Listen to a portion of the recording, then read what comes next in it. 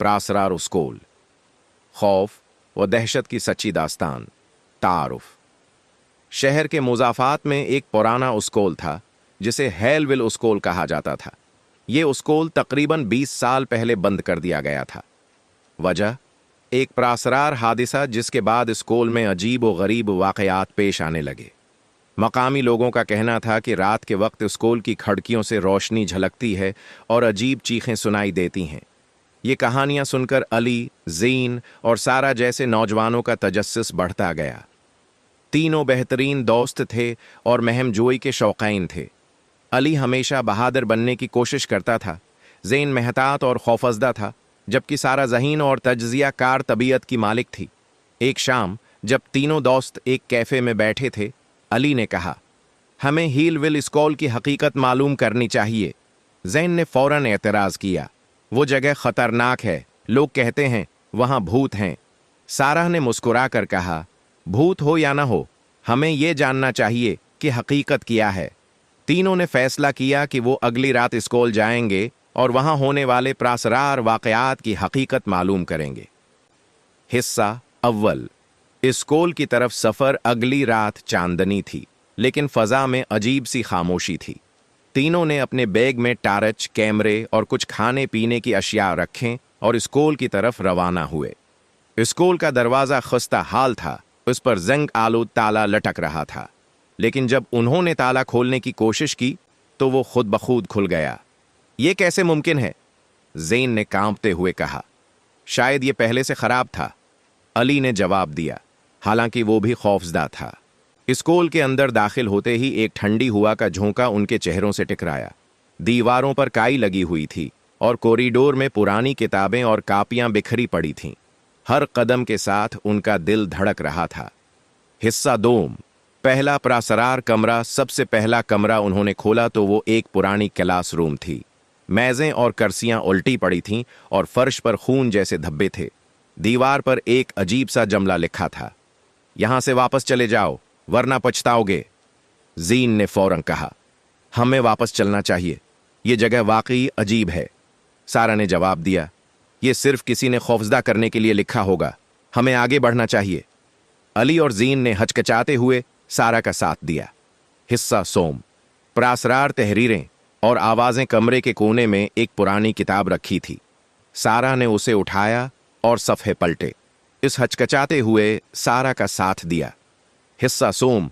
प्रासरार तहरीरें और आवाज़ें। कमरे के कोने में एक पुरानी किताब रखी थी। सारा ने उसे उठाया और सफ़े पलटे।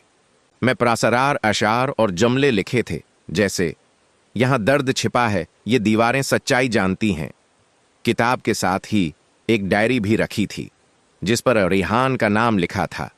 रेहान की डायरी पढ़ने पर मालूम हुआ कि वो उस स्कूल का तालिब इल्म था जो अपने साथियों के हाथों मजालिम सहता रहा था। डायरी के आखिर में रेहान ने लिखा था, मैंने हार मान ली, लेकिन वो सब जो मेरे साथ हुआ उन्हें उसकी सज़ा मिलनी चाहिए। अचानक कमरे में एक जोरदार आवाज़ गूंजी, जैसे कोई चीज़ गिरी हो।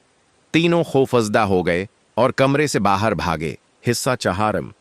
रूह का सामना। एक तवील कॉरिडोर में चलते हुए इन्हें महसूस हुआ कि कोई उनका पीछा कर रहा है। जीन ने मड़कर देखा, लेकिन कुछ नजर नहीं आया। ये सब मेरी गलती है, हमें यहां नहीं आना चाहिए था, जीन ने चीख कर कहा। इसी लम्हे एक साया उनके सामने नमूदार हुआ। वो एक नौजवान लड़के का साया था। तुम यहां क्यों आए हो? साया धीमी मगर सख्त आवाज में बोला। सारा ने बहादुरी से जवाब दिया, हम सच जानने आए हैं, क्या तुम हमें बता सकते हो कि यहां क्या हुआ था? साया धीरे धीरे वाज़ेह हुआ और वो रेहान की शक्ल में है जाहिर हुआ। उसका चेहरा उदास था और आंखों में दर्द की झलक थी। रेहान ने कहा, मैं इंसाफ चाहता हूं, मेरे साथ जो हुआ वो गलत था। रेहान ने उन्हें बताया कि उसके साथी उसे मुसलसल तंग करते थे, वो उसे बेइज्जत करते, इस पर जुल्म करते, और स्कूल के अमले ने कभी उसकी मदद नहीं की। एक दिन वो ये सब बर्दाश्त नहीं कर सका और अपनी जिंदगी खत्म कर ली। हिस्सा पंजम। शवाहिद की तलाश। रेहान की कहानी सुनने के बाद सारा ने कहा, हम तुम्हारी मदद करेंगे, लेकिन हमें शवाहिद चाहिए। रेहान ने उन्हें बताया कि स्कूल के तहखाने में उसके साथ होने वाले जुल्म के निशानात मौजूद हैं। तीनों दोस्त तहखाने की तरफ बढ़े जो अंधेरा और खौफनाक था। वहां पहुंचकर उन्होंने दीवारों पर अजीब व गरीब निशान देखे। एक जगह पर खून के धब्बे और जली हुई किताबें थीं। ये जगह वाकई कुछ छिपा रही है, अली ने कहा। हिस्सा शशम, पुलिस की मदद। तीनों ने शवाहिद इकट्ठे किए और अगले दिन पुलिस के पास गए। पुलिस ने उनकी बातों को संजीदगी से लिया और स्कूल की तहकीकात शुरू की। तहकीकात के दौरान कई पुराने तलबा और इसातिज़ा ने एतराफ़ किया कि वो रेहान को तंग करते थे। स्कूल की इंतज़ामिया को भी कसूरवार ठहराया गया कि उन्होंने कभी उसकी मदद नहीं की। इख्तिताम, इंसाफ की फतह, रेहान का केस दोबारा खिला और इंसाफ फराहम किया गया। स्कूल की इमारत को दोबारा तामीर किया गया और एक यादगार कायम की गई ताकि लोगों को जुल्म के खिलाफ खड़े होने का सबक दिया जा सके। रेहान की रूह ने सुकून पाया और वो हमेशा के लिए गायब हो गया। इखलाकी सबक ये कहानी हमें सिखाती है कि दूसरों के साथ हमदर्दी और इंसाफ का बर्ताव करना चाहिए। जुल्म और ज़ियादती के नताइज हमेशा खतरनाक होते हैं और हमें ऐसी सूरत हाल में मजलूम का साथ देना चाहिए।